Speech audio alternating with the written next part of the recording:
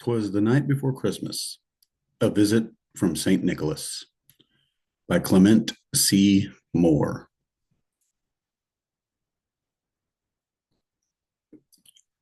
'Twas the night before Christmas, when all through the house not a creature was stirring, not even a mouse. The stockings were hung by the chimney with care, in hopes that St. Nicholas soon would be there.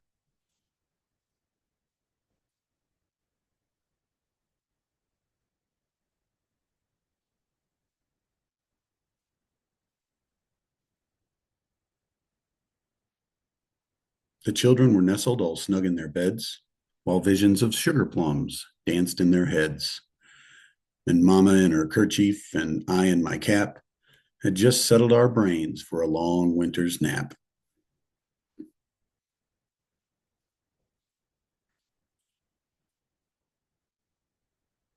When out on the lawn there arose such a clatter, I sprang from the bed to see what was the matter. Away to the window I flew like a flash, tore open the shutters, and threw up the sash.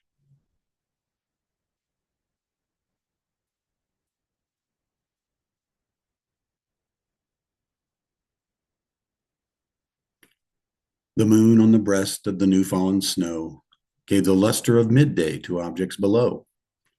When what to my wondering eyes should appear but a miniature sleigh and 8 tiny reindeer.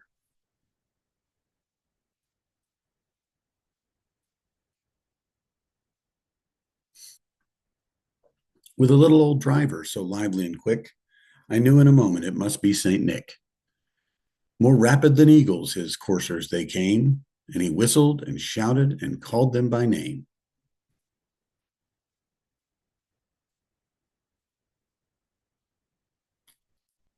Now Dasher, now Dancer, now Prancer and Vixen, on Comet, on Cupid, on Donner and Blitzen, to the top of the porch, to the top of the wall.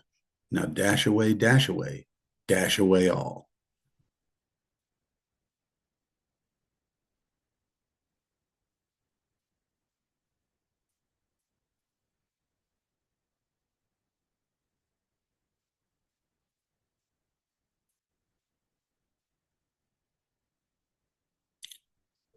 As dry leaves that before the wild hurricane fly, when they meet with an obstacle, mount to the sky. So up to the housetop the coursers they flew, with a sleigh full of toys, and St. Nicholas too.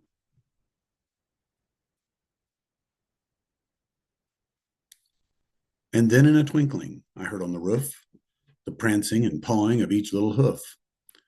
As I drew in my head and was turning around, down the chimney St. Nicholas came with a bound. He was dressed all in fur from his head to his foot, and his clothes were all tarnished with ashes and soot. A bundle of toys he had flung on his back, and he looked like a peddler just opening his pack.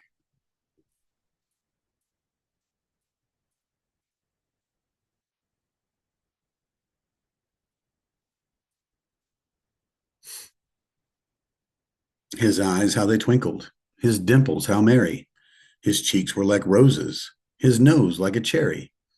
His droll little mouth was drawn up like a bow, and the beard of his chin was as white as the snow.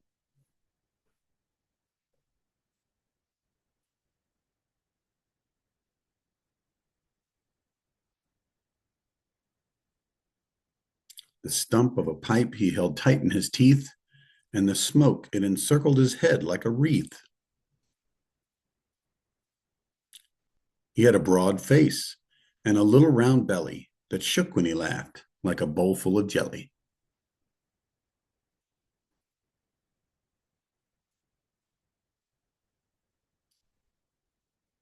He was chubby and plump, a right jolly old elf, and I thought when I saw him in spite of myself, and I laughed when I saw him in spite of myself.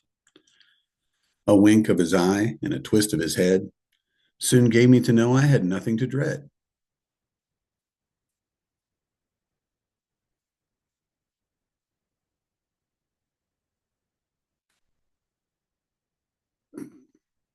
He spoke not a word, but went straight to his work and filled all the stockings, then turned with a jerk and laying his finger aside of his nose, and giving a nod, up the chimney he rose.